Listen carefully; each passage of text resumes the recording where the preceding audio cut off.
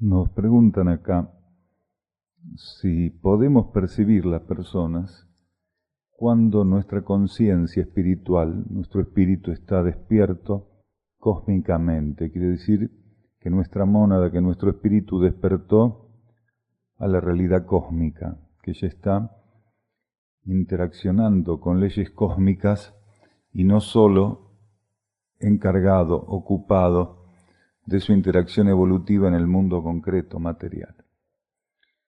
Y esto puede ser percibido, pero el ser va a ser informado de ese aspecto de su conciencia, de ese proceso que vive su conciencia, si él necesita la información.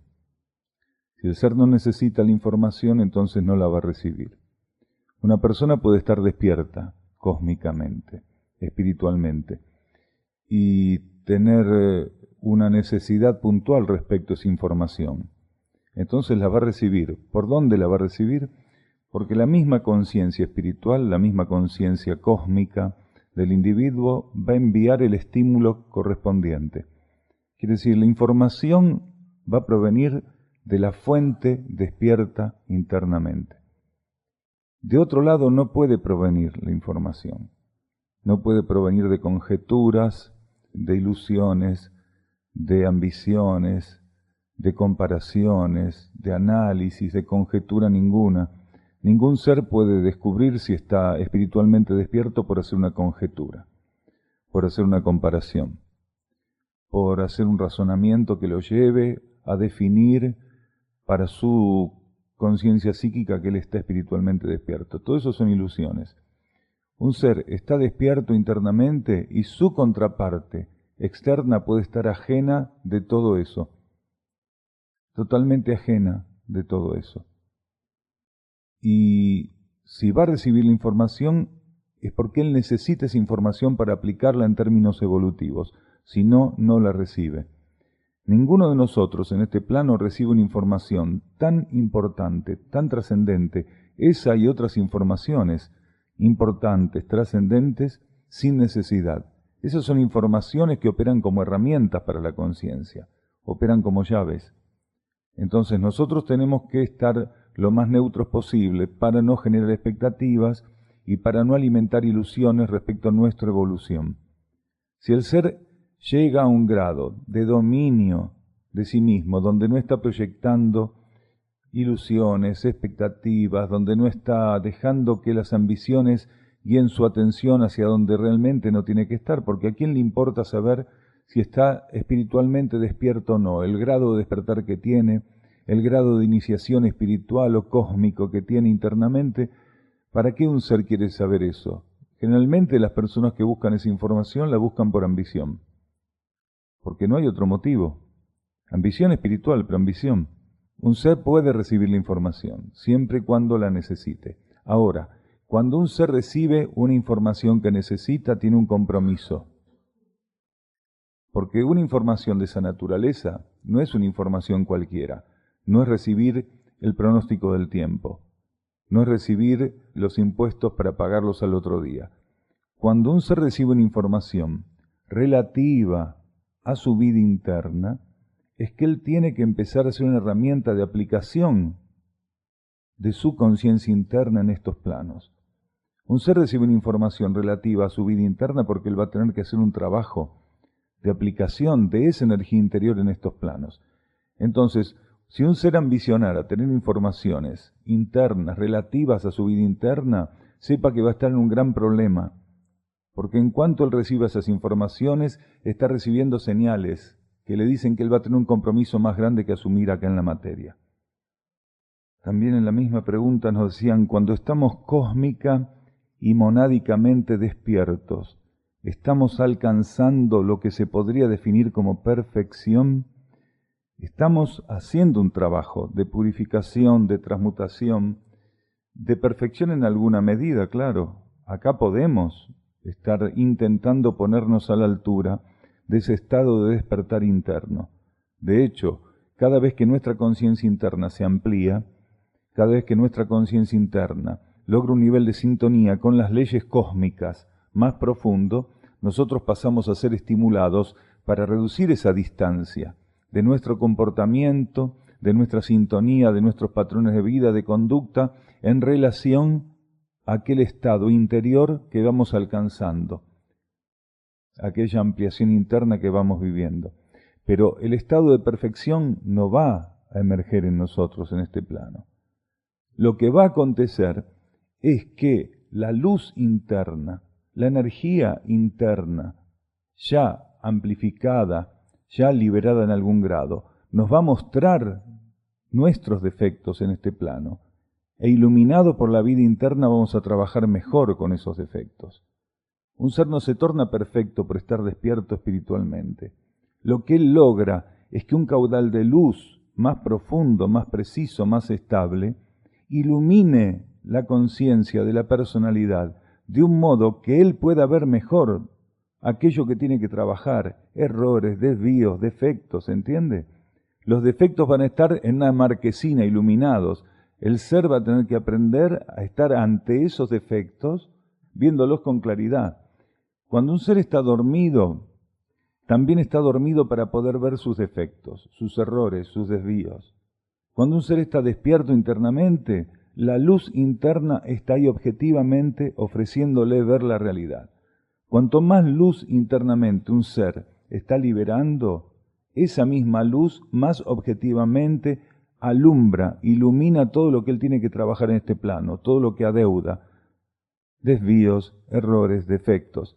Entonces un ser despierto internamente tiene ese beneficio. Él no va a poder decir que no está siendo informado, que la luz no está mostrando aquello que tiene que trabajar. Claro, y eso se da en el grueso de la humanidad. Casi digamos que es endémico, es lo que nos pasa a todos, a casi todos en este plano. Todos venimos atrasados en relación al potencial que podríamos aplicar para transmutar, para salir de errores, de desvíos, para ver nuestros defectos y tratar de pulir la personalidad. Todos venimos atrasados en ese sentido. Unos más, otros menos. Pero la personalidad siempre viene atrasada. Nosotros solemos dar este ejemplo del tren que va por la montaña y entra en un túnel. La personalidad siempre es la última en entrar, es el último vagón. En algún momento va a entrar, en algún momento va a pasar. Y cuando la personalidad está en el medio del túnel, en la parte más oscura, la locomotora ya salió a la luz otra vez. Entonces la personalidad siempre es la última, es la que viene adeudando, intentar acercarse, reducir distancias con el primer vagón. La energía no fluye. Cuanto mayor caudal de ilusión el ser está aplicando en su vida, menor fluidez de la energía. Entonces, la corriente de vida que tiene que circular por él, circula lentamente o interferida o de modo inestable. Cuanto más caudal de ilusión está presente en la vida del ser, cuanto menos intención de transformarse tiene. Cuanto más confirma lo que él es sin abrirse a lo que puede llegar a ser, si se transforma, la corriente de energía que tiene que transitar su conciencia, que tiene que vivir fluidamente su conciencia, la vive de un modo inestable. Nosotros todos somos un campo de vida. Un campo de conciencia es un campo de vida, ¿se entiende? Cuando un ser está en ese estado de refracción, la energía no circula por su conciencia. Y la conciencia, como campo de vida, es un campo de circulación de energía. Y como campo de vida, la energía que circula por ella es un fluido vital. La vida tiene que fluir en nosotros. Si nosotros no somos capaces de transformarnos, no habilitamos las condiciones por las cuales la vida y a través de las cuales la vida tiene que fluir en nosotros. La vida no es algo estático en cada uno de nosotros. La vida es una corriente que está presente en todo y en todos, en todo plano, nivel, dimensión. La vida es una corriente única, por eso se dice que es una vida única. Pero esa vida única tienen que encontrar en cada conciencia el campo para circular. Y generalmente los seres tenemos una deuda en ese sentido. Tenemos una gran deuda. Interferimos la circulación de la energía, interferimos la fluidez que la vida tiene que tener en nosotros. Aquí una persona nos pone que leyó en un libro que existen distintas clases de forma pensamiento. de la personalidad, del alma y de la mónada. Y la persona dice que no termina de comprender bien esto. Existen distintos niveles de forma pensamiento. Primero, ¿qué es el pensamiento? El pensamiento es la actividad relativa a un campo de leyes, a un nivel de conciencia. El nivel mental es un campo regido por ciertas leyes. Ese campo regido por ciertas leyes puede ser el espejo de la actividad monádica, quiere decir, de la actividad del espíritu, de la mónada, puede ser el espejo de la actividad anímica, quiere decir, del alma, o puede ser un campo de experiencias de la conciencia de la personalidad, del ego. Aunque ego y personalidad no es lo mismo. Tanto mónada, alma, como personalidad, ellas generan activaciones y viven experiencias con las leyes del plano mental. Cuando es la mónada la que opera sobre el campo mental y a través de las leyes mentales, esas formas pensamiento tienen un nivel vibratorio, energético, tienen un caudal de luz que es muy diferente al nivel vibratorio, energético y al caudal de luz que tienen las formas pensamiento que son directamente respuestas a la actividad del alma, quiere decir, a la actividad del núcleo de conciencia en nosotros que está por debajo del nivel espiritual, por debajo del nivel de la mónada. Y cuando las formas pensamiento forman parte del ensayo y aprendizaje de la personalidad, todavía ese patrón vibratorio que emerge como forma pensamiento es aún más bajo y más lento. Entonces, la personalidad, si no está reflejando las leyes monádicas y las leyes anímicas, lo que puede ofrecer como forma pensamiento es más congestión para la capa psíquica del planeta. Quiere decir, las formas pensamiento no armonizan la vida planetaria, sino que la complican todavía más. ¿Por qué? Porque los niveles que conforman la personalidad no saben nada de las necesidades planetarias. La personalidad suele estar hasta un cierto punto donde revierte en algún grado esa situación. La personalidad suele estar identificada en connivencia, en complicidad con los juegos de fuerza materiales. Todas las formas pensamiento, todos los pensamientos que emergen en ese caso, responden a ese juego de fuerzas. El alma ya está liberada de ese proceso y maneja voltajes de energía diferentes. Cuando es el alma la que insufla, revistiendo con las leyes mentales, un estímulo, ese estímulo forma parte, es parte del servicio que el alma ofrece al planeta, a la vida planetaria. Todo pensamiento o toda forma de pensamiento que fuera una respuesta del alma a las necesidades planetarias es servicio. Es la energía interna del individuo encima del plano mental. Y cuando es la mónada la que está utilizando las leyes del campo mental para liberar una forma de pensamiento, en ese estímulo está presente la vida cósmica. Porque si la mónada ya está en un grado de despertar suficientemente profundo y estable, lo que está haciendo es insuflar, insertar, inyectar en la vida planetaria aspectos del nivel cósmico donde ella está interactuando.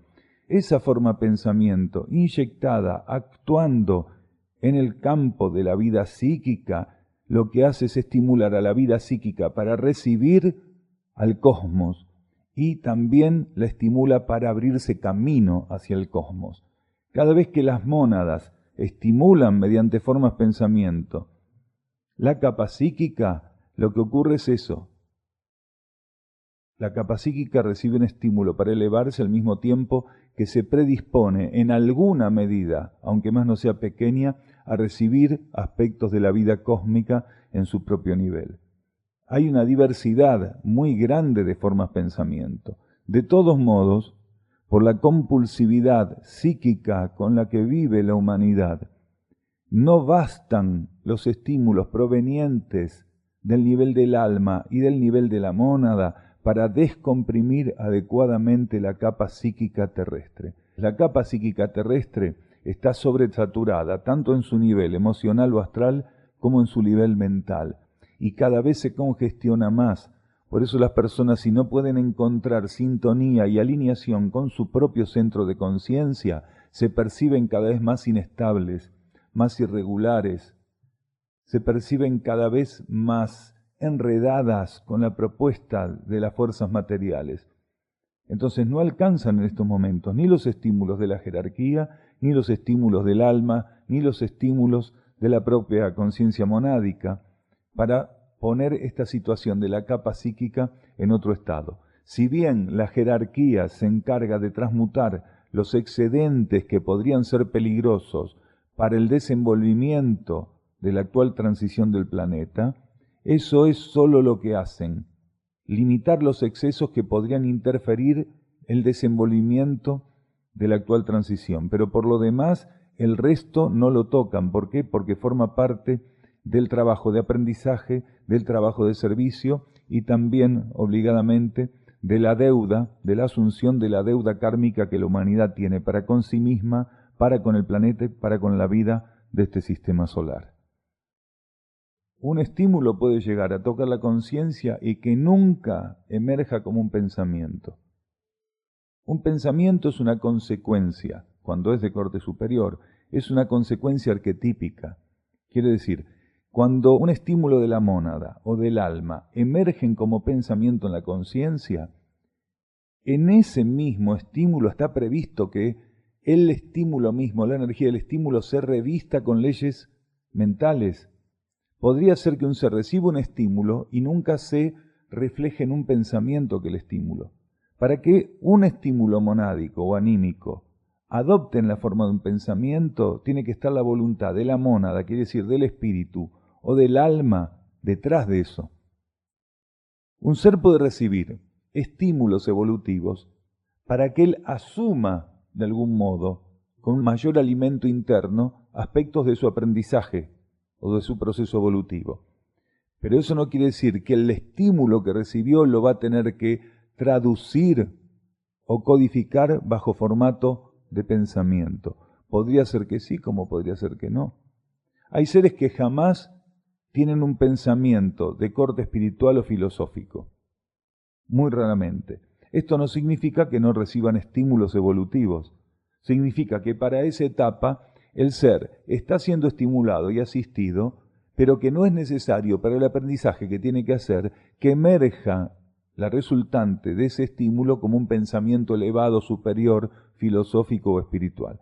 En otras etapas, el ser sí va a pasar por ese proceso, que gran parte de los estímulos para asistir su evolución tengan que decodificarse, tengan que reflejarse como pensamientos de corte superior, solidarios, altruistas, filosóficos, como reflexiones de un cierto grado y tenor. No siempre, no es una cosa fija, tiene que ver con las necesidades previstas por el alma y por la mónada en ese caso, que son las que ofrecen el estímulo. Y del mismo modo, como contrapartida, no todo estímulo interno se va a reflejar mediante un sentimiento. No siempre un estímulo interno va a recibir como contrapartida revestir el estímulo con materia emocional o astral, quiere decir, no va a emerger un sentimiento a través de la recepción de un estímulo. Podría ser que sí, pero podría ser que no. Las leyes mentales, emocionales o físico-concretas revisten la vida interna en la medida que es necesario, y lo que marca la necesidad es la propia vida interna, que es la que está estimulando. Si la vida interna necesita albergar en el mundo material del ser, en el nivel psicofísico del ser, albergar, instalar cierto tipo de estímulos, y que eso no se refleje como sentimientos o pensamientos o acciones, sino que sea directamente un material constitutivo en términos cualitativos y vibratorios, así lo hace y nada ocurre en otro sentido. Guardamos en el inconsciente heridas emocionales y emociones reprimidas que luego nos llevan a tener reacciones ante situaciones proyectadas que nos las recuerden. ¿Verdad?, pone la persona. La pregunta sería, ¿cuál es el modo de trascenderlas? Con estar alertas y observarlas en el momento en que se produce la reacción y comprender que son proyecciones nuestras y aceptarlas es suficiente para ir trascendiéndolas, o debiera hacerse una especie de catarsis para ir liberándolas. En cuanto a todo lo que tenemos guardado de experiencias anteriores, nosotros tenemos un trabajo muy simple para hacer, para que eso que está en el subconsciente no sea un peso continuo, o que no emerja en cualquier momento, que no salte en cualquier momento. Y ese trabajo, que es muy simple de describir, de señalar, no es fácil de hacer. Es simple, pero no es fácil. Y eso es transformarnos. Cuando un ser hace un trabajo profundo de transformación, está dispuesto a hacer un trabajo profundo de transformación, él cada vez pone más distancias respecto a lo que en el pasado le ocurrió. ¿Por qué? Porque cada vez él está más lejos de ser aquel protagonista que fue. Para que del subconsciente salten los elementos, nos salten al cuello los elementos en cualquier momento, nosotros tenemos que tener un grado de empatía con aquello. Nosotros tenemos que, de algún modo, tener la capacidad de reproducir quienes éramos para aquel elemento que está saliendo del subconsciente. Cuando un ser realmente se transformó, cuando un ser realmente dejó atrás aquello que él era, automáticamente la propia conciencia interna y entidades y jerarquías de los niveles internos de la vida limpian el subconsciente, lo liberan de ese peso. Entonces ya no sale del subconsciente aquello. ¿Por qué? Porque fue limpiado. El subconsciente es un campo de energía que responde a patrones vibratorios y electromagnéticos. La carga subconsciente está dosificada, está prevista, como quien dosifica o prevé la carga en un disco rígido de una computadora, de un pendrive, de un CD, de un DVD, ¿se entiende? Ahí las cosas se graban y cuando no sirven más, el usuario las borra. Y el usuario de nuestro subconsciente, si bien nosotros tenemos la clave para meter de todo ahí, no tenemos la clave para borrar, ¿se entiende? El único que tiene la clave, más allá de solo para lectura, es la conciencia interna. Entonces no borra nada que nosotros pudiéramos necesitar, nada. Para borrar algo del subconsciente, la conciencia interna tiene que haber visto la transformación en nosotros. Entonces, como la conciencia interna preserva la síntesis, la economía, el equilibrio y la armonía, y sabe que cualquier elemento que no va a ser utilizado atenta contra síntesis, equilibrio, armonía, y entonces, ¿qué hace? Borra, limpia, cura el subconsciente. Entonces ya no emerge más eso, porque ya no somos receptores de eso. El subconsciente guarda las condiciones que guarda mientras nosotros no nos transformamos. Cuando un ser se transforma, él entonces está habilitando esa ceremonia de armonización, de reequilibrio del subconsciente. Entonces el subconsciente lo que va haciendo es elevar su cualidad vibratoria, su condición vibratoria, acercando más y más y más esa condición vibratoria al supraconsciente, que es la conciencia o la inconsciencia superior del ser. Recuerden que el subconsciente forma parte del inconsciente, que no es lo mismo. En el inconsciente se engloba el supraconsciente y el subconsciente.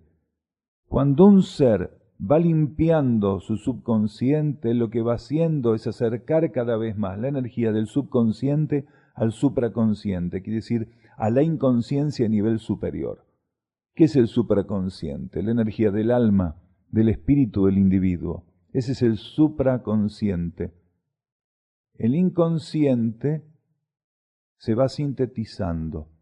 Cuando un ser va superando y superando y trascendiendo aspectos kármicos, va avanzando y preparándose para la síntesis kármica. Él va sintetizando el nivel inconsciente, limpiando el subconsciente y generando cada vez una brecha más sutil, menor entre subconsciente y supraconsciente. El ser se transforma y automáticamente se produce una limpieza. Se sigue transformando, se produce más limpieza. Entonces no hay nada ahí que lo ate con el pasado. El ser que continuamente está padeciendo esos traumatismos pasados, no se está permitiendo la liberación. Él no se transforma. De algún modo, él quiere, ya sea porque quiere venganza, porque quiere resarcimiento, porque quiere entender, no hay nada que entender a veces. Si un ser no se transforma, puede que el entendimiento no llegue nunca. Si un ser, para quedar libre de su pasado, no se da cuenta que tiene que transformarse, él entonces va, con o sin conciencia de ello, a intentar eternizarse en aquel que fue, en aquel que padeció lo que padeció. Un ser tiene que tener intención de transformarse, porque un ser tiene que haber llegado a la conclusión de que no hay forma de trabajar para el universo que conforma. Si él no se transforma, porque un universo se eleva, se transforma en la medida que las partículas que lo componen se elevan y se transforman. Entonces un ser que no se transforma no solo queda preso de su pasado, no permite que ese universo también se libere de las etapas y ciclos pasados de un modo más profundo, más efectivo. Es que ahí está la ilusión. Nunca antes fue mejor. O sea, lo mejor es el eterno presente, la etapa presente del ser. Si un ser no está más en aquella etapa, es porque aquella etapa ya no servía para él. Y afortunadamente, las leyes planetarias, las leyes del cosmos, vienen a nuestro encuentro y nos sacan de ese tipo de ilusión. Si por los seres fuera, cuando están cómodos en una etapa, jamás saldrían de esa etapa. Si por los seres fuera, eternizarían los momentos donde se sienten satisfechos, donde se sienten contentos. Y afortunadamente las leyes cósmicas y las leyes planetarias vienen a nuestro encuentro, a nuestro salvataje, removiéndonos. Entonces, que un ser haya estado más complacido en ciertos ciclos etapas, más contento, menos contento, eso no significa ni mejor ni peor. Lo mejor que le puede pasar a un ser es lo que le pasa. Lo que el ser tiene que aprender a modificar es su actitud momento a momento ante lo que le pasa. Porque si realmente otro estado fuera óptimo para él, las leyes le ofrecerían ese estado, sin ningún tipo de duda. Porque si bien nosotros no tenemos la madurez para entender qué nos conviene, afortunadamente estamos contenidos en el cosmos, estamos realmente asistidos por leyes de absoluta sabiduría, que sí saben qué nos conviene. Y esas leyes continuamente, más allá de nuestro caudal de ilusión o de nuestra desilusión, nos van a enmarcar continuamente en lo mejor para nosotros. ¿Qué es lo mejor para nosotros? Aquello que nos está pasando. Y uno puede decir, pero yo estoy pasando por problemas, por traumatismos, por enfermedades, por disgustos, por desilusión, por bajones. Bien, eso es lo mejor que le puede pasar. Y uno puede decir, ¿cómo puede ser? Este tipo está loco. Sí, este tipo puede estar loco, pero hay seres que no pueden seguir su proceso evolutivo si no pasan por todo eso. Entonces la vida nos preserva, y más allá de que nosotros intentáramos esquivar y evitar una cantidad de situaciones que podemos definir como traumáticas o como sinsabores, la vida sabe que las necesitamos. Y la vida también, al mismo tiempo que sabe que las necesitamos y nos coloca en ella, también nos da la llave para salir. Solamente que nosotros no siempre estamos dispuestos a utilizar las herramientas acorde a lo que la ley de necesidad está planteando. La vida nos pone las situaciones, la vida nos da la llave para salir. Y también nos va instruyendo cómo utilizar la herramienta para salir de esas situaciones. Aquel que tiene intención continuamente de transformarse, ese no tiene problema con extender la mano, recibir la llave, ponerle la cerradura, girarla, abrir la puerta y pasar. Ese no tiene problema. Más o menos con una cierta dinámica va a ir transitando todas las situaciones evolutivas que se le propongan. Pero aquel otro que no tiene intención de transformarse y que todavía tiene la ilusión de creer que puede elegir qué es conveniente para él y qué no es conveniente, ese está en problemas. La conciencia es todo. La conciencia es todo. Entonces hay una parte que es el consciente de la personalidad, que forma parte de la conciencia en general. Y hay una parte de la conciencia, desde la óptica de la personalidad, es el inconsciente, quiere decir, donde la personalidad no tiene posibilidad de observación ninguna. La personalidad no tiene la capacidad de ver qué hay ahí. Sabe que hay algo ahí, lo que no sabe qué hay, en qué grado, de qué modo está eso. Entonces la personalidad va sabiendo que hay una parte de su conciencia que puede atender precisamente con atención la realidad del plano tridimensional, que está compuesta por las leyes mentales, emocionales y físico-concretas. Pero también la conciencia empezó a percibir que hay un aspecto, y esto lo empieza a percibir a partir de un cierto estadio evolutivo, empieza a percibir que hay un aspecto de la realidad que es no consciente, quiere decir es inconsciente. Y a medida que va transitando experiencias que le confirman que existe ese inconsciente, empieza a darse cuenta que dentro de ese inconsciente hay un nivel supraconsciente y un nivel subconsciente. El supraconsciente es el nivel de la realidad superior que es para el cual ella, la conciencia de la personalidad, se mantiene inconsciente. ¿Qué es lo que es? Experimenta el nivel del alma, el nivel del espíritu, el nivel de nuestra partícula divina. Ese es el supraconsciente. Y el subconsciente es el reservorio de todas las experiencias que con conciencia o sin conciencia fue transitando el ser. Porque hay una cantidad de aspectos de nuestra vida que no los percibimos y sin embargo igual van al archivo subconsciente. El ser no tiene la capacidad de estar consciente a todo lo que acontece en el plano concreto, pero hay una parte de su conciencia que archiva eso, incluso lo que él no tuvo la capacidad de captar con atención. Nuestra conciencia es capaz de fijar la atención en distintos grados. El último de los grados es no consciente para la conciencia del observador, para la conciencia de vigilia, pero sí para aquella partícula que lo va a guardar en el subconsciente. ¿Se entiende? A medida que nosotros vamos elevándonos, vamos promoviendo una síntesis, quiere decir, la energía del subconsciente cada vez se acerca más a la energía del supraconsciente, cada vez la refleja más. ¿Por qué? Porque empieza a quedar cada vez más libre de las cargas de la materia. ¿Y qué es lo que va quedando en el subconsciente a medida que se libra de las cargas de la materia? La esencia de la vida interna presente en cada situación. Porque en cada situación está la vida interna presente. Si el ser está preso de la figura de la situación, de lo que reviste la situación, él lo que capta de la situación los juegos de fuerza que la revisten. Pero si él está abierto de la esencia que está en la situación, de lo más profundo que está presente en la situación, entonces él se va ligando a otro proceso a través de la situación.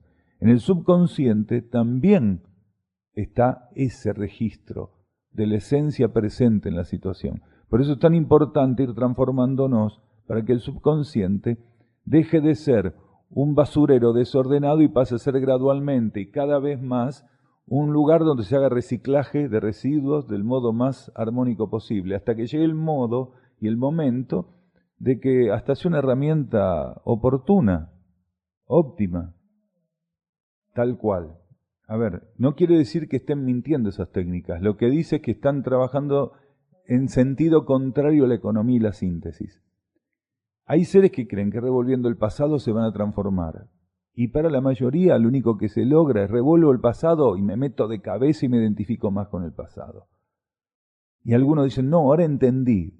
Y están todo el resto de la encarnación viendo lo que entendieron del pasado y no se transforman. ¿Se entiende? En este momento es tan fuerte el estímulo que todos estamos recibiendo para transformarnos, es tan fuerte el estímulo que estamos recibiendo para ir hacia el centro de nuestra conciencia, porque hubo una reversión en la polaridad planetaria. La polaridad planetaria, ahora que es femenina, introspectiva, está estimulando a los seres, a las partículas, para que puedan ir con mayor facilidad al encuentro de la esencia que está en ellas. Esto era más difícil en el ciclo anterior, cuando la polaridad era masculina, extrospectiva, de exteriorización. ¿Por qué? Porque la misma energía nos llevaba, porque era necesario hacerlo, experiencias externas, mientras que ahora la energía lo que dice, usted, si está atento y receptivo y realmente adhiere, usted puede hacer de cada experiencia una experiencia interior. Con suma facilidad y economía usted puede hacer eso. Todo lo que en su vida vaya estando presente, lo que se vaya conformando en su vida, puede ser para usted una experiencia interna. Mientras que antes, un ser tenía que hacer todo un trabajo para que cualquier elemento, cualquier coyuntura que compusiera su vida, fuera una experiencia interna. Tenía que hacer todo un trabajo de revertir la tendencia de hacer experiencias externas que estaba generalizada y circulando, amparando y sosteniendo la vida planetaria, que ahora no es así. Si ahora la energía lo que está estimulando a todas las partículas que tengan la facilidad de encontrar la esencia que está en ellas, el principio interior, la contraparte interna en ellas. Entonces, si un ser está abierto a encontrar esa contraparte interna, ya está, no tiene otra cosa que hacer. Porque la transformación deviene y deriva de que el ser reduzca las distancias con esa contraparte interna. Un ser no se transforma, sino hasta que no redujo las distancias con aquella parte interna de él, con aquel núcleo interno de él, con su propia esencia. Si la transformación es eso, a ver, ¿en qué me transformo? Si yo voy dejando de ser esto que soy acá compulsivamente en el nivel externo, ¿transformarse qué es? Transformarse es en algo, en un patrón vibratorio, en un patrón de energía, en un estado de conciencia que cada vez sea más cercano a mi estado de conciencia interno. Si no, no hay transformación. Si voy mudando y siempre me parezco al devaneo y a la revolución que las fuerzas hacen en este plano, eso no es transformación, eso es cambio de figurita, como cuando salen las figuritas de moda y los chicos van a cambiarle y cambian, a ver, yo tengo 3 de esta, vos tenés 2 de la otra, vamos a cambiar. Esos son cambios en horizontal, no sirven para nada. Son cambios de figurita, pero en definitiva todos están jugando a las figuritas. Transformarse es dejar de jugar a las figuritas acá en este plano. ¿Se entiende? Es dejar de ser esto que tiene tantas millones de versiones en cada ser e intentar ser otra cosa, ninguna de esas versiones, e intentar acercarse a la vida interna. A nosotros nos parece que es una interferencia psíquica, así que sugerimos que lo sueltes, que fue una interferencia psíquica. El agua representa precisamente el campo emocional a través del cual operó la interferencia. Capilla del Monte tiene mucha agua, a pesar de que estamos en sequía. Quiere decir, simbólicamente está siempre tapada por el agua, porque hay mucho de bonía emocional y astral. Siendo que es un área que está en un marco vibratorio de gran intensidad, porque es una de las áreas más potentes del planeta, el área donde está inserta Capilla del Monte, a pesar de todo hay una gran inmadurez astral y emocional, que continuamente se está exponiendo y continuamente está impactando en las conciencias. Si los seres no están muy atentos, el astralismo, el psiquismo que hay en Capilla del Monte es muy fuerte. Y el agua representa eso, el campo emocional. Su frase, Dios no cambia jamás de opinión, que le escuché decir el miércoles, me pareció muy fuerte y simbólica. ¿Podríamos profundizar el concepto? Por otra parte, sé que todo nos lo otorga Dios y me ha pasado que muchas veces viví cambios notorios. ¿Eso no sería un poco como un cambio de opinión de Dios? Cuando nosotros decimos Dios no cambia de opinión, solemos decir eso en el marco de quien se la pasa pidiéndole cosas a Dios. Que Dios le dé esto, que le dé lo otro, o que Dios no le permita pasar por tal o cual situación. Entonces nosotros solemos decir, Dios no cambia de opinión. Porque sería realmente desastroso que el cosmos estuviera en manos de un único, de una conciencia de semejante magnitud que, según lo que le van diciendo y pidiendo, fuera acomodando la vida. Sería peligrosísimo, porque el cosmos estaría en grave peligro. Afortunadamente eso es una ilusión una de las tantas ilusiones, esto de que le voy a pedir a Dios y Dios va a hacer, o le voy a decir que no me pase tal cosa y no me va a pasar, o que sí necesito tal cosa y que me la dé, entonces Dios porque se la pedí me la da. Dios no cambia de opinión, quiere decir, Dios lo único que ofrece, ese rector único del cosmos, esa conciencia única del cosmos, lo único que ofrece son leyes a las partículas. En cada plano, leyes. La energía, que es la herramienta principal de esa conciencia única que se puede llamar Dios, en cada nivel, plano, dimensión, se expresa como leyes de ese plano, nivel o dimensión. Cuando una partícula está haciendo una experiencia evolutiva, ella lo que está es recibiendo un ofrecimiento para estar transitoriamente en ciclos y etapas en determinados planos, dimensiones y niveles. Transitoriamente va a estar regido por ciertas leyes en determinados planos, niveles y dimensiones. La partícula va cumpliendo con la propuesta evolutiva de las leyes de esos planos, niveles y dimensiones. Lo que hizo fue cumplir con la propuesta evolutiva que ese Dios le estuvo haciendo, le hizo hasta ese momento. Si una partícula está en la Tierra, en el planeta Tierra en este momento, 2013, en la etapa de transición terrestre, siendo que en 1988 cambió la polaridad planetaria, está en el medio de una situación como esta que transita el planeta y la humanidad. Esa partícula, o este conjunto de partículas del cual formamos parte, lo que está recibiendo por parte de ese rector único del cosmos es una propuesta para ensayar con sus leyes. Y ninguna partícula va a salir de la situación que está, ni va a lograr otro tipo de situación que la que tiene, si no aprende qué es lo que esas leyes le están ofreciendo para su evolución. Entonces, hasta que la partícula no acepta la propuesta que la ley le hace evolutivamente, no va a recibir ninguna otra propuesta. Entonces, por más que le pida a Dios que le saque, que le ponga, que le dé, que no le dé, Dios no va a cambiar de opinión, porque lo único que va a estar ahí siempre a disposición de ese ser son las leyes de ese Dios. Y hasta que Él no cumple con el aprendizaje que esas leyes le ofrecen, Él no se habilita a sí mismo para ser llevado también por la energía y por las leyes de ese Dios a otro nivel para ser regido por otras leyes y comenzar de nuevo el proceso. La relación con las leyes de ese Dios es la que un ser tiene que modificar.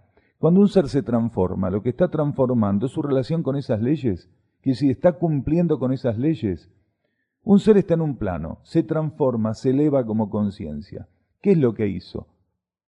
Se relacionó con la propuesta de esas leyes, aceptando esa propuesta para su transformación y elevándose en el marco de esas leyes. Entonces es el juego eterno de la partícula. La partícula va siendo recibida en un nivel proveniente de otro, proveniente de un nivel donde concretó el aprendizaje que esas leyes ofrecían. Es llevado a un nivel donde él no domina esas leyes y empieza otra vez el juego. Hasta que no domina esas leyes, él no se libera de ese nivel y ahí es llevado a otro. Y ese es el punto. Entonces, el Creador, el inmutable, el innombrable, el inmutable más que nada, porque no se inmuta, no va a cambiar de opinión. Puede ver que una partícula patalee, pide, llore, despotrique, insulte a Dios, a la humanidad, lo que sea. No va a cambiar de opinión, porque la partícula se ponga en esa situación, no va a cambiar de opinión. Y tampoco va a aceptar estrategias de, ay Diosito, por favor Diosito, te quiero, cambia. Tampoco, porque, a ver, no se emociona, no sé si entendemos. No se emociona, no piensa, no cambia de opinión. Nosotros le damos condiciones antropomórficas a ese Dios.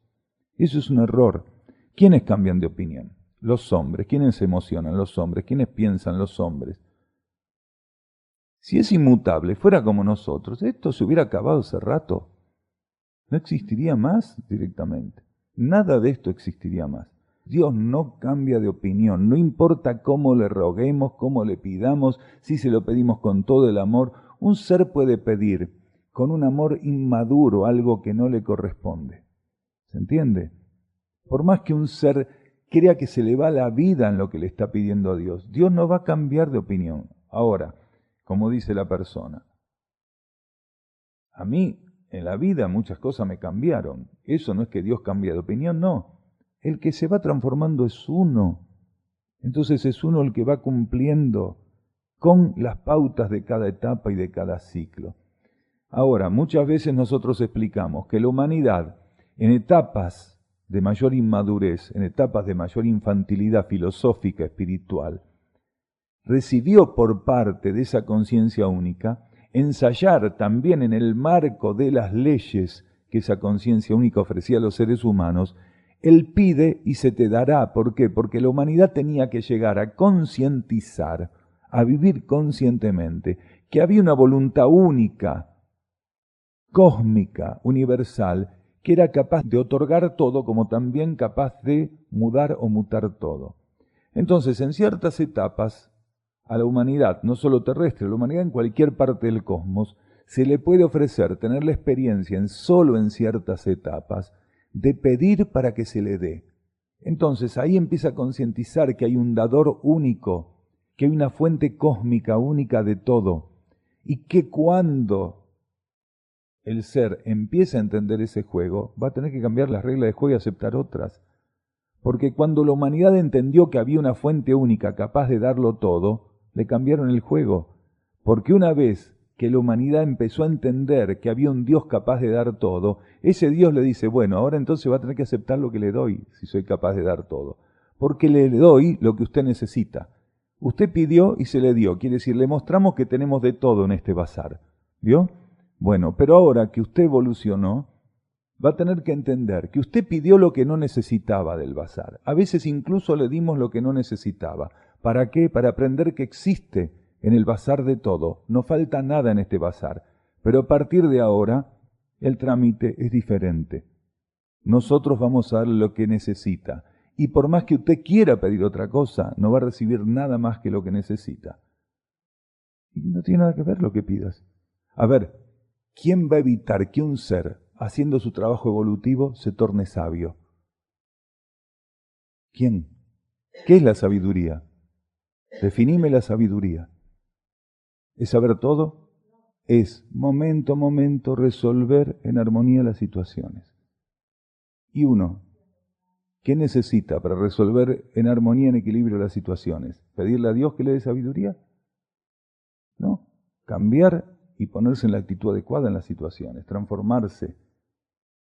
Entonces, la sabiduría va a provenir de la relación con las leyes de ese Dios, de cómo vos te vayas relacionando con tu propia partícula interior, con tu fuente espiritual. Entonces, ninguno de nosotros tiene que pedir nada, porque, a ver, está en el camino de todos nosotros encontrar cada una de las cosas que pedimos, pero también no encontrar un montón de las que pedimos porque no nos hacen falta. Las que nos hacen falta y están en nuestro camino, no tenemos forma de evitar encontrarlas. Pero sí, afortunadamente, porque la energía es absolutamente inteligente y perfecta en su funcionamiento, no nos va a poner una cantidad de cosas que hemos pedido, pedimos y seguramente pediremos, pero que no nos hacen falta. Y como afortunadamente la energía y las leyes de ese Dios son perfectas, a medida que vamos caminando, nos empezamos a olvidar de una cantidad de estupideces que pedimos. Porque ¿saben qué ocurriría? ¿No podríamos caminar tantas pavadas que tendríamos en el camino? Porque empezaríamos a encontrar una cantidad de cosas que hasta nos olvidamos que pedimos y van a estar ocupando la senda. Vamos a querer pasar y decir, ¿y esto acá qué hace? Y tendría que venir alguien y decir, ¿usted se acuerda? Mire, usted no sabe, pero hace 30 encarnaciones usted pidió esto que está ahí delante. No, no lo puedo creer. Sí, ¿está seguro? Sí, ese fue usted. Pero esto no me sirve. Pero usted creía que le servía en ese momento. Y no nos vamos 30 encarnaciones atrás, nos vamos a esta misma encarnación. Que si empezaran a aparecer las cosas que hemos pedido compulsiva y estúpidamente, egoístamente, ambiciosamente, ocupando el camino que tenemos que transitar, que tiene que estar libre, y empezaran a aparecer esas cosas, nos agarraríamos la cabeza diciendo, ¿y esto acá? ¿Quién dejó todo este desorden acá? No, esto es la lista que usted hizo. ¿Qué lista? Y la sumatoria de todo lo que fue pidiendo. Entonces, desde nuestro punto de vista, lo compartimos siempre. Dios no cambia de opinión. El que tiene que transformarse es el hombre, el individuo. El ser cumple con las leyes, entonces las leyes le ponen otro panorama. Él puede ser ingenuo todavía en algunas etapas, donde cumpliendo con las leyes y recibiendo otro panorama, crea que convenció a Dios de algo. En realidad no lo convenció de nada. Solamente que estaba previsto. Usted cumple con mi ley y automáticamente su vida se transforma. Hace más de 7 años que veo la señal 1111, 1212, etc. Y también números capicúa en relojes, patentes de auto, etc. ¿Qué significan? A veces nosotros creemos que el elemento en sí mismo es lo que tiene el significado.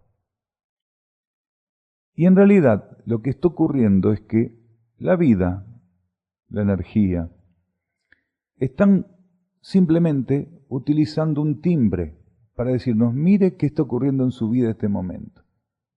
Ese juego de elementos no son en sí mismos lo que tenemos que mirar e intentar, ¿por qué 11-11? ¿Qué significa para mí que siempre me encuentro con 3-9 o con cierta situación?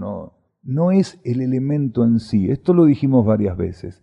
Cuando esto aparezca en la vida de cualquiera, cuando la energía encontró un modo sintético de tocar el timbre en nuestra vida y que algo nos llame la atención, el elemento lo tenemos que ver como el sonido del timbre, hay que ir a la puerta a ver quién toca, ¿se entiende? Hay que ver qué está pasando en nuestra vida cuando la energía encontró un modo de tocar el timbre y decirnos, hey, puede ser la patente de un auto, puede ser una combinación de números, una situación, un sonido, una sucesión de coyunturas, pero no es eso.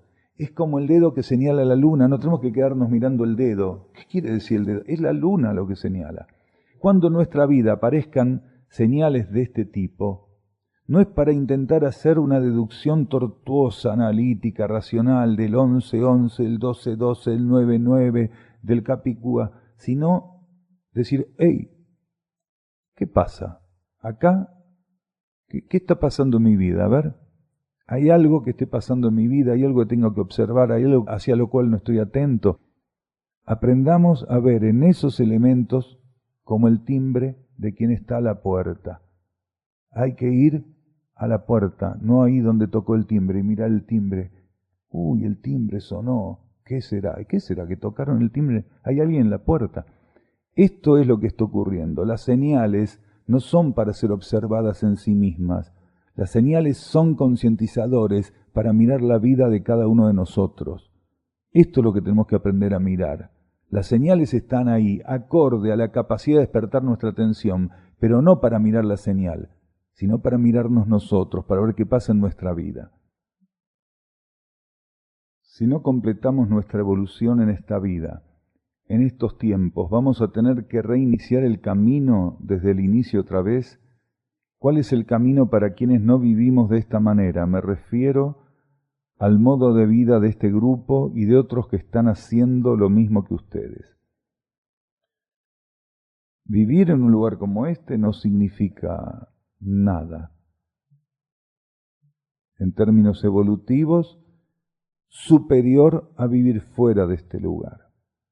Porque quienes están en un lugar como este tienen que estar en el lugar que les corresponde hacer lo que tienen que hacer. Y quienes están afuera tienen que estar en el lugar que les corresponde haciendo lo que tienen que hacer. La diferencia es que afuera o adentro hagan las cosas correctamente, que atiendan lo necesario y lo hagan correctamente.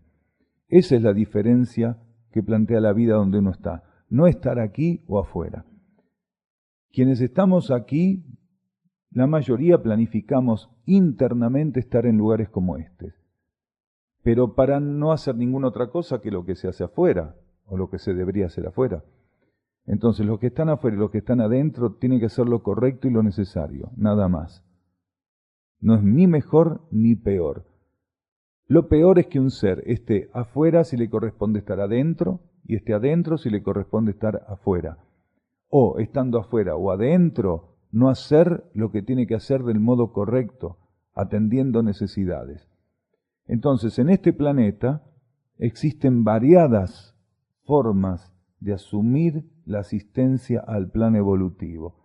Y en todo el planeta, y en todos los territorios, y en todas las ciudades, y en todos los países, tiene que haber seres tanto en el campo, en las ciudades, en niveles intermedios, si se pudiera en centros como estos, intentando expresar la nueva energía que la humanidad y el planeta están recibiendo como estímulo para este proceso de cambio. Entonces no es ni mejor ni peor estar en este lugar. Y si no completamos nuestra evolución en esta vida, en estos tiempos, vamos a tener que reiniciar el camino. ¿Qué es nuestra evolución?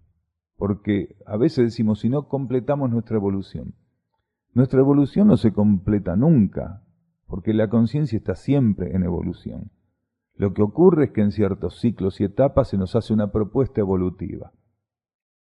Para que un ser pueda recibir, por decirlo así, el pase a la propuesta evolutiva subsiguiente superior, él tiene que haber concretado en alguna medida suficientemente la propuesta que está transitando. Si no, no puede ser invitado, habilitado para lo otro. Un ser que hubiera concretado suficientemente la propuesta evolutiva, que hubiera respondido suficientemente a la propuesta evolutiva que este ciclo planetario que está componiendo, el que forma parte, le colocara, ese ser entonces, cuando se acabe la transición, va a ser asistido para pasar a asumir otras etapas, no sólo de su evolución, sino de una evolución que va a compartir con una gran cantidad de conciencias, no sólo humanas, sino espirituales, monádicas, divinas, logoicas, pero también del reino animal, del reino vegetal, del reino mineral. Quiere decir, la conciencia y la energía tienen que hacer su proceso en todos los reinos. En algunos reinos todavía está la prueba de poder o no asumir ese proceso. Hasta el reino humano incluido, la posibilidad de poder transitar de un modo no satisfactorio la propuesta evolutiva existe. Entonces muchos seres del reino humano y de los reinos infrahumanos están para definir en esta etapa de transición su condición de rescatabilidad. Y hay muchas mónadas del reino humano, quiere decir conciencias espirituales del reino humano, que están para definir esa condición de rescatabilidad. Quienes no pudieran cumplir con un suficiente porcentaje de concreción en relación a la propuesta evolutiva que se les hiciera, van a tener que retomar desde un nivel inferior al que actualmente se les está instando a evolucionar. Van a tener que retomar. Esto no significa un castigo, que no es castigo.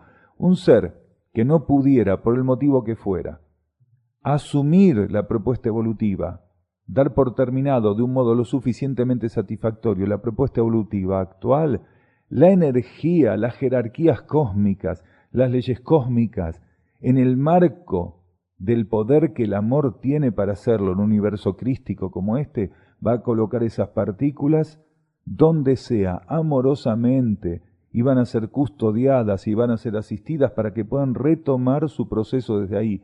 No existe castigo, ¿se entiende? Podría ser que una partícula sea colocada en un nivel muchísimo más primitivo que el actual, pero eso no significa un castigo, porque aquí no hay una evaluación emocional, mental, quiere decir psíquica de la situación de los seres.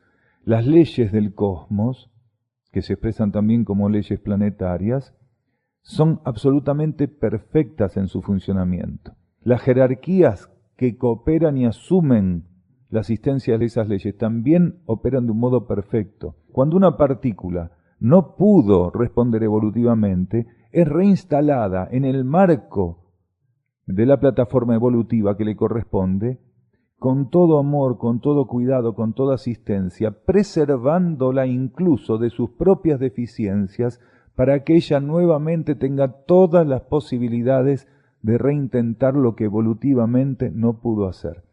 A veces la partícula llegó a un nivel de refracción tan grande que no solo es llevada a instancias primitivas en el reino humano, sino que también puede ser llevada a instancias primitivas en reinos infrahumanos, como por ejemplo el reino animal, e incluso en el vegetal, o incluso en el reino mineral. Esto no quiere decir que el ser humano pasa a ser un mineral, un vegetal, un animal, sino la mónada, ¿se entiende?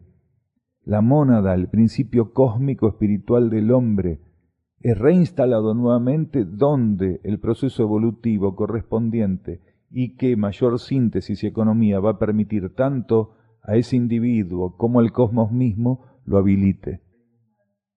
Lo que sí ocurre es que una mónada que va a los mundos donde va a trabajar en reinos infrahumanos, la trayectoria que va a hacer es mucho más dinámica que una mónada que nunca transitó por eso. Va a transitar, va a ser un cruce mucho más dinámico, más estable, más rítmico, por decirlo de algún modo, por el reino mineral, el vegetal, el animal y nuevamente el reino humano. No va a necesitar de ciertas experiencias porque ya las tiene sintetizadas. La experiencia evolutiva no se pierde. Lo que hace la mónada cuando es llevada nuevamente a los reinos infrahumanos o un nivel humano más primitivo es desarticular simplemente los vehículos que utilizó para la experiencia anterior. Esos vehículos los suelta, los disuelve. Cuando vuelve al reino vegetal, construye vehículos y vínculos acordes a ese universo y las leyes que transitoriamente le van a servir evolutivamente para el proceso. La mónada en sí sigue siendo la misma y la experiencia evolutiva que recabó, que sintetizó está en ella, no la pierde. Por eso una mónada repetidora, por decirlo de algún modo, hace un trabajo efectivo, hace un trabajo raudo, dinámico. Ya no va a pasar por todo ese tipo de procesos de inestabilidad, no va a tener esos procesos de detenimiento, de interferencias por parte de la personalidad cuando esté en el reino humano, si retoma ya para el reino humano, porque todo eso lo tiene sintetizado. Muchas veces dijimos, esa mónada va a ser de las más evolucionadas en ese nuevo trayecto. ¿Por qué? Porque tiene casi todo hecho, solo que no pudo concretar algunas cuestiones, por eso tuvo que reiniciar toda la trayectoria. Desde ya, es más, va a tener que pasar a planos con menor evolución que la Tierra. ¿Por qué? Porque cuando termine esta transición, la Tierra se va a octavar. Quiere decir, todo el planeta Tierra va a estar en una esfera vibratoria más elevada. Si no recibiera esa propuesta para ir a otro planeta, ¿a dónde iría? Porque la Tierra va a cambiar totalmente. Nadie sabe cuándo va a ser ese cambio terrestre. Pero de hecho la Tierra está cerrando su transición. Cuando la transición terrestre se cierre, todo el planeta Tierra va a estar vibrando en un nivel muchísimo más elevado que este. Obligadamente, la experiencia la va a tener que hacer en otro planeta. Reino mineral está en todo el cosmos. Reino vegetal está en todo el cosmos. Reino animal está en todo el cosmos. Reino humano está en todo el cosmos. El reino espiritual está en todo el cosmos. El monádico, el divino, el logoico. O sea, que los reinos están presentes en todo el cosmos. Lo que no repiten es su particularidad. O sea, el reino vegetal que hay aquí en la Tierra es únicamente terrestre, no existe en otro lado. Los reinos no se repiten en condiciones. Sí, el patrón vibratorio es el que está rigiendo, porque el patrón vibratorio mineral es patrón vibratorio mineral en cualquier lugar del cosmos. ¿Por qué? Porque es una condición energética. Y lo mismo el patrón energético vibratorio de cualquiera de los otros reinos. Pero no se repiten las especificaciones que van a servir a ese patrón vibratorio para expresarse. Entonces, las mónadas siempre encuentran condiciones únicas en el cosmos. Si una mónada está en la Tierra es porque ningún otro planeta en todo el cosmos le sirve para la experiencia evolutiva, porque solamente la experiencia vibratoria terrestre le sirve a ese individuo o a ese ser, no importa en qué reino esté. Cuando un ser está en un planeta, es que ningún otro planeta le sirve. Por eso en ese sentido nosotros somos terrestres porque no podemos ser ninguna otra cosa, transitoriamente. Cuando hubiéramos trascendido el patrón vibratorio terrestre y pasemos a otro nivel, transitoriamente ningún otro plano nos sirve sino ese. Nosotros no tenemos forma de saber cómo serían los animales de otro planeta, las flores de otro planeta, los cereales de otro planeta si hubiera en ese planeta cereales. Incluso no tenemos forma de saber cómo serían los seres que estuvieran transitando el reino humano en otros planetas. Sabemos que la constitución o apariencia humanoide en algunos planetas está presente para el reino humano, pero existen seres humanos en otros planetas que no tienen apariencia humanoide como la nuestra. Y nuestra apariencia humana es solamente para este planeta. En otros planetas donde hay apariencia humanoide es ligeramente similar, porque se notan que hay extremidades, que hay una saliente que se puede identificar como una cabeza, pero esto no significa nada. La mayor parte de los planetas que tienen reino humano, incluso en condiciones materiales, esos seres humanos no tienen la más mínima semejanza a nosotros. Si nosotros pudiéramos ver esos seres humanos, creeríamos que son no sé qué menos humanos, porque es un aspecto de conciencia el que define al ser humano, no un aspecto estético, morfológico. Aunque en algunos niveles donde se expresa la conciencia humana, la morfología obedece a las necesidades evolutivas y a las experiencias que se tienen que hacer en ese lugar. Si fuera por eso, un chimpancé es un ser humano, porque es lo más parecido a un hombre que hay. Un orangután es un ser humano. De hecho, orangután significa hombre de la selva, hombre del bosque. Los rasgos antropomórficos no definen en sí el ser humano, ni la forma. Lo que define que un ser sea humano es que la mónada esté transitando cierto proceso evolutivo que la define como de experiencia humana. Y básicamente a partir de la individualización del alma. O sea, trabajar con un alma individual, que hasta el reino animal se trabaja con almas grupo. Hay varias vertientes para ver eso. Una es, en una época del planeta, por aspectos kármicos que la humanidad planetaria habilitó y que ciertas humanidades fuera de nuestro planeta también habilitaron por motivos kármicos, se pudo llegar a dar una interrelación entre esas humanidades extraterrestres y nuestra humanidad de superficie que por motivos kármicos pudieron llegar a conectarse. ¿Qué significa por motivos kármicos? Por deficiencias kármicas. Deficiencias kármicas.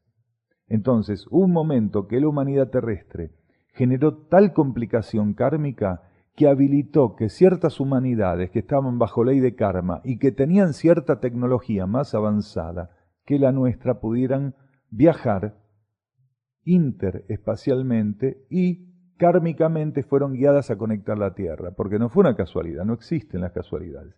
Cuando una humanidad que está bajo ley de karma viaja interespacialmente y contacta otra humanidad que está bajo ley de karma, eso forma parte de los aspectos kármicos que ambas atrajeron. ¿Y por qué lo atrajeron? Por deficiencias evolutivas.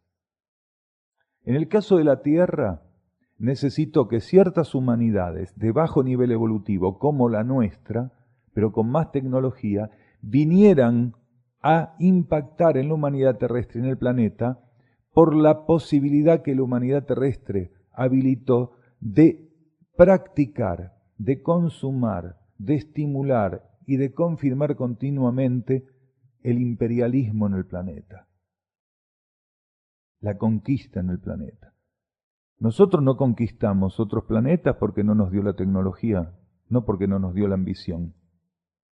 Cuando el ser humano, en vez de lograr armonía, equilibrio y síntesis en la complementación de las culturas planetarias terrestres, lo que hizo fue imponer, conquistar, que los más ricos, los países más ricos con mayores posibilidades empezaron a extenderse para generar un imperio terrestre, cuando en todas las épocas las conquistas fueron la herramienta para amalgamar pueblos y no la elevación de la conciencia, porque los pueblos estaban todos destinados a estar unidos, a buscar la síntesis. Las culturas planetarias habían sido estimuladas para encontrar la síntesis.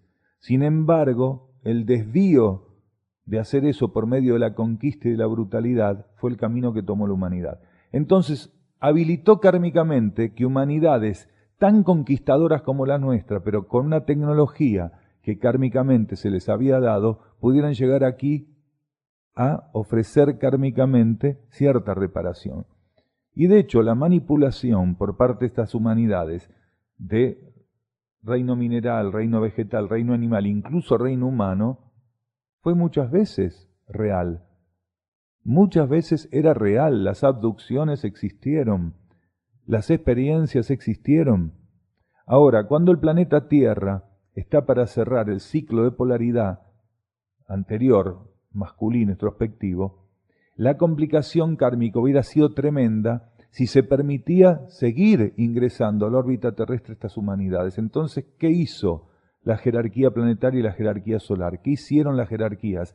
Cerraron la posibilidad de que ingresaran a la Tierra humanidades bajo ley de karma que pudieran generar muchas interferencias para el proceso de reversión, purificación, transmutación y cierre del actual ciclo de transición terrestre. Porque hubieran generado una invasión que hubiera descompaginado aún más los procesos kármicos terrestres. ¿Por qué? Si esto no hubiera sido, en cuestión de décadas, varias de estas culturas hubieran venido ya no como avanzadas a investigar, sino como colonias a establecerse. Y esto hubiera dado por tierra todo el proceso kármico terrestre, hubiera sido terrible. Entonces lo que hizo la Fraternidad Blanca fue poner un reaseguro al planeta Tierra. La jerarquía cerró toda posibilidad y solamente ingresan actualmente al planeta Tierra seres de alta evolución que están respondiendo a la convocatoria del gobierno celeste central para asistir el planeta Tierra en esta su transición actual. Todas las conciencias que están ingresando provenientes del ámbito solar, quiere decir sistémico o extrasistémico, extragaláctico también, e interdimensional, todas están respondiendo a una convocatoria, una sincronía de asistencia evolutiva al planeta y al sistema solar. Entonces los grises existieron. Ahora, en la actualidad, cuando se dice que se detectaron grises, se aparecieron grises, en realidad lo que ocurre son plasmaciones, condensaciones de la capa psíquica que responden, por ejemplo, entre otras tantas cosas, a formas de pensamiento como las que decíamos hoy. Hoy es tan grande la congestión psíquica que muchas veces desde la capa psíquica se generan proyecciones que llegan a materializarse, por lo menos hasta un cierto grado en el nivel etérico, como para poder ser vistas, visualizadas. Entonces esos son los grises que dicen que a veces se ven. A partir del 8 de agosto de 1988 se cerró la posibilidad de que ingresen seres extraterrestres de baja evolución. En el planeta Tierra ingresan y egresan, bajo ley de servicio y de sacrificio, solamente seres extraterrestres de alta evolución, devas de alta evolución, seres intraterrenos de alta evolución y entidades que responden a los comandos, nada más. Nosotros a veces decimos, ¿para qué sirve el Triángulo de las Bermudas? ¿Para qué sirve Iberá? Sirve para intercambio de partículas y energías entre un nivel y otro. Son portales de intercambio. Iberá y otros lugares, algunos conocidos y otros desconocidos, fueron utilizados para retirar, cuando se cerraba el ciclo anterior, determinados elementos y transferirlos a los planos, niveles o dimensiones que les correspondiera.